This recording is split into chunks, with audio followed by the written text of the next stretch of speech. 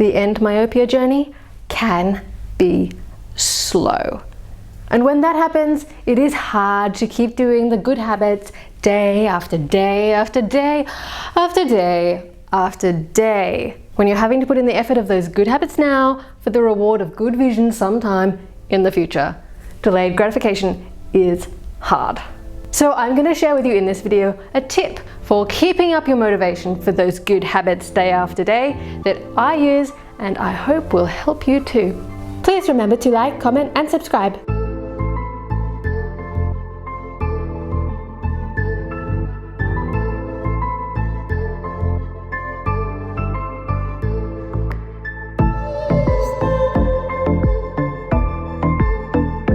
Hi, I'm Jem and I'm following Jake Steiner's EndMyopia method to get back to 20/20 vision and life without glasses. It's all based on science, not magic. And if you want more information, I'll pop some links in the description down below. The EndMyopia process is a long journey for most of us, where we have to put in the efforts of good habits day after day without seeing the rewards yet. This is fine when our motivation is high, our energy is high. We don't mind putting in the effort into these good habits because we're excited for them. We are excited to do the active focus. We're excited to go out for walks and start using our vision and engaging with our vision. We're excited to do print pushing, and we have very high faith that this is going to pay off. But when you've been doing this for a longer period of time and perhaps haven't seen the results that you wanted to see, or plateaued like me, it can be hard to maintain those good habits when it doesn't feel like all that effort is really achieving much. It can be tempting to think, obviously, all this stuff that I'm doing isn't having much of an effect. Obviously, going for walks isn't really helping me. Obviously, limiting my screen time, not doing so much after all. Obviously, print pushing isn't actually helping. Obviously, staying on my blur horizon while I'm on my computer at work, not useful. And on the flip side of that, we start thinking bad habits aren't that bad either. If all the effort we're putting into good habits isn't giving us any significant improvement, then surely just slipping into some bad habits isn't going to do any significant damage. I'll just stare at my phone just for this hour. I won't do it usually, except 1 hour becomes 3 and one day becomes 10, and before you know it, you're back to bad habits primarily. And yeah, you might get a burst of motivation or guilt that makes you go back to your good habits for a day, maybe 2 days, and you're feeling, yeah, I've really got it. Good habits. Wow, so much effort into these good habits. They must be having some kind of effect by now because I've stopped doing all these dreadful things. Let's measure my vision and find out. And then you measure, not much improvement. So you start to think, I've put in all this effort, no progress. What's happening here? But if we want to improve, we can't have these little good behavior bursts pop up sporadically amid a string of really bad vision habit days. We might not even realize what the balance is. It can be so easy when you do put in the effort for a little while to blow that out of proportion in your head and feel like you put in tons of effort. Those bad habits, you haven't done so much of them, it's fine.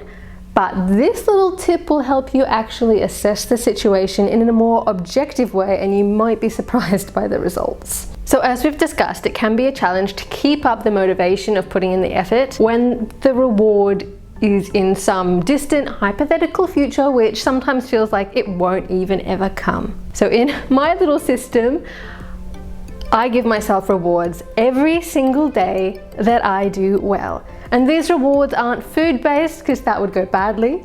These aren't money-based because I'd run out of money.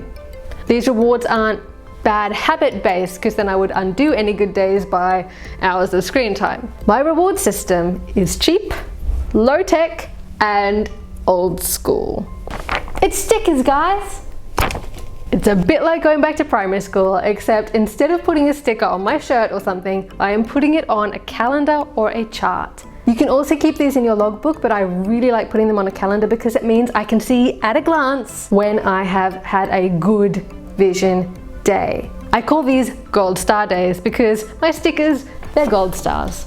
It means that I can see clearly and objectively how often I actually have a good vision day. And guys, the results might disturb you at first, especially if you're putting in effort for good vision days, which feels like, not all the time, but fairly often, you might find that it's less than half the time, even though it will feel like more. So I think this is a very helpful system to just give us a bit of a reality check. And maybe it's worth putting up a chart or thinking through a list of good habits that you want to cultivate so that you can mark whether you've done each of those good habits to give you a systematic way of assessing whether you've had a gold star day or not.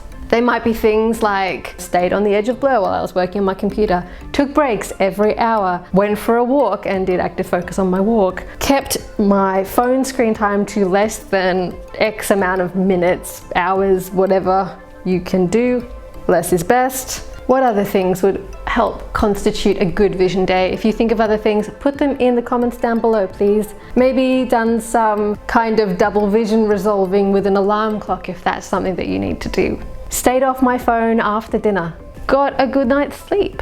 So you might want to make a chart and even put stickers on each of the things you achieved, and then you'll see, even if you've got most of the good habits going well, if there's one that you often miss that might be holding you back on progress. I find that this system helps me to remember that what I do today and every day is what has the long-term effect, not my one day of excellent habits but never mind the rest of the week, not some really big gesture that I might make of like 5 hours of active focus in a row. It's the small everyday habits that add up to make the big differences. But it's also the small everyday habits which sometimes feel too small to be significant. This process helps me to continue to remember that it's the little things and that I can have some sense of reward for doing the little things well.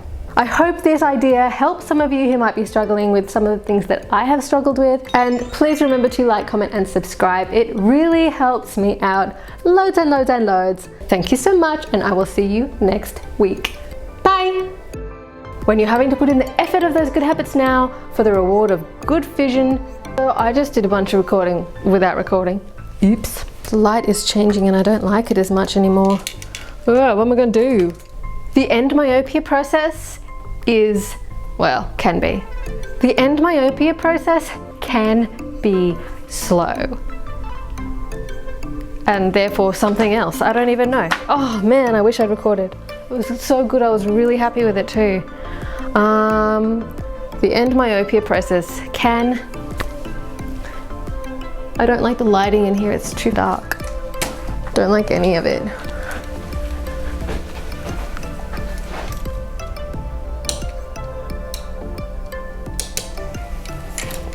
Guys, don't do YouTube videos. They're really annoying to make. Okay, do I want to re-record any of that? Maybe. Might do the whole thing, in fact. I can rework it. Let's start again.